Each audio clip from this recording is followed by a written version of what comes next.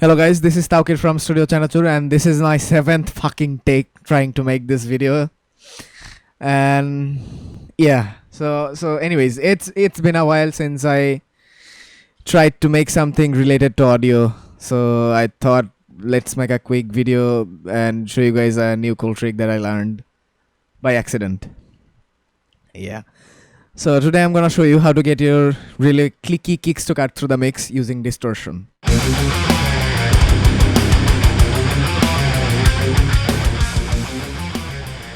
So now on to the video. You might ask when you want to do this or when you should do this. And this is, you should do this after you have done your EQing, your compression and everything, and it still lacks something. It still doesn't cut through the mix. And believe me, I have a shit ton of processing here and it still didn't cut through the mix, maybe because I'm a fucking noob or something. So anyways, let's hear the kick first without any of the processing on, and then we'll get to the processing.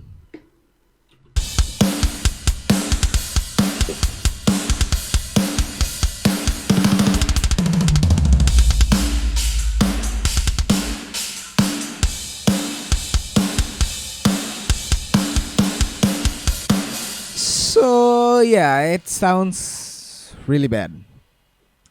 So let's apply all of the processing I did, but I will leave the distortion plugin off for the time being.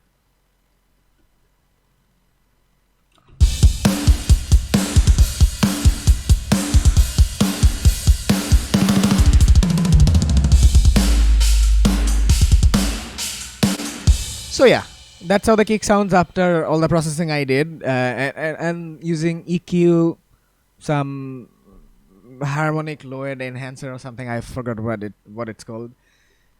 And so let's listen to it in the context of the mix, and you will see what I mean. It really gets lost in the mix.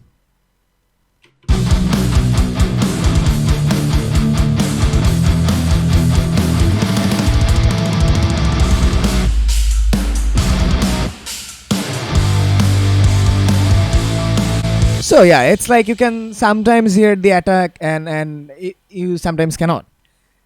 And I also felt like this kick was missing, the thump. So anyways, that's what I'm adding with this distortion plugin. It's basically a really fancy distortion plugin, and you can do cool things with it, like multi-band distortion and shit. So anyways, I'm only distorting the high mid section of the kick. So this is the part I'm distorting. Wait, let me solo the kick. So yeah, this is what the kick sounds like in solo with all the processing on except the distortion.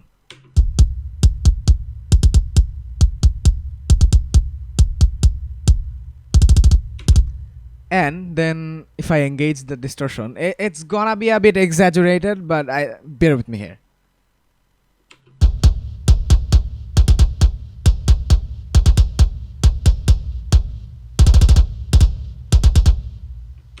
So yeah, like I said, it's a bit exaggerated and it kinda sounds like shit. But if you engage this in the context of the mix, it sounds really nice and it adds that final polish to it. So let's listen to the kick in the context of the mix.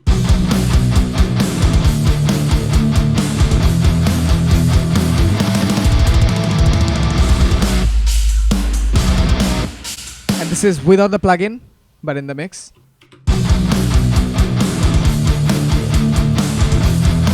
I'm gonna turn it on now.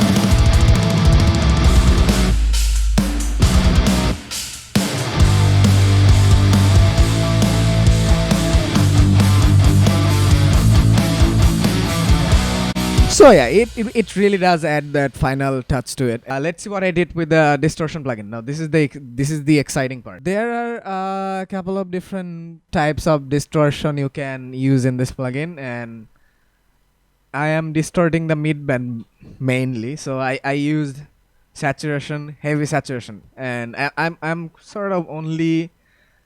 I'm actually distorting a lot of So I'm distorting it from 326 hertz to 7K ish. Yeah, 7K. So that's like the main part of the kick that you hear, other than the low end.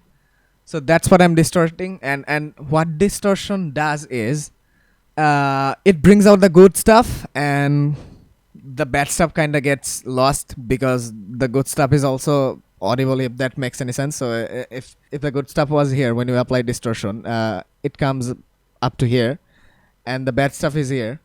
So they kind of balance them out, and yeah, that's how it works, I guess. I could be wrong. Uh, so I'm using the heavy saturation mode, and I have the band drive set to 73.67%, and I haven't touched any of those controls, and I didn't even adjust the levels. It's just at 0 dB. You can change that, sure, but in this case I didn't feel like I need to do it. So yeah, I'm distorting the mid range with heavy saturation, and this is the band solo.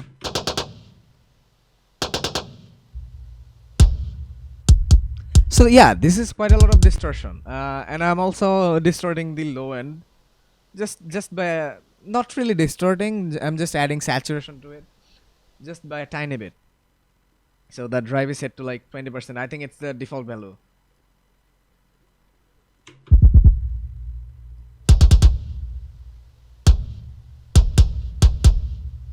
Yeah, it just adds a tiny bit of low end, and I'm also distorting the high band with worm tape. I think I did this to get the click of the kick to sound just a bit more, musical, or just a bit more smooth.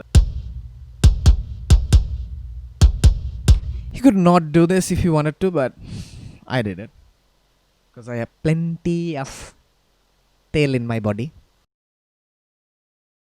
As you heard when the kick was followed, it was a bit exaggerated, and the kick, due to how the distortion works, it introduced a lot of sustain. So it kind of started to get messy. Then what you can do is you can add a gate. Now this is a sampled kick, and you wouldn't normally add gates to sampled kicks, but the point here was to reduce the sustain. So that's what I'm using the gate for. It's gonna sound weird when it's soloed up, but then again, it works in the mix, and that's what the goal is. So let's solo the kick again. So you can hear the sustain, right? So if you engage the gate,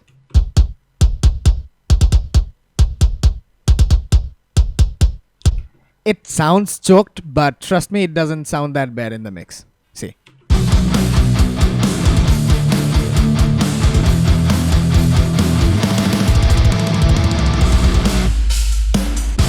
So the way I set up my gate is I have it set to pre-open 5 milliseconds and fairly fast and fast attack, fast release, and all that bullshit. And the whole point of the gate was to reduce sustain, and that's what it's doing, and that's only what it's doing.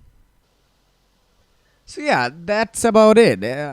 I hope you like this video, and I'm kind of getting used to talking to the camera by myself, and I'm kind of new to this. I'm not used to talking in front of a camera, so you might see me stuttering a lot.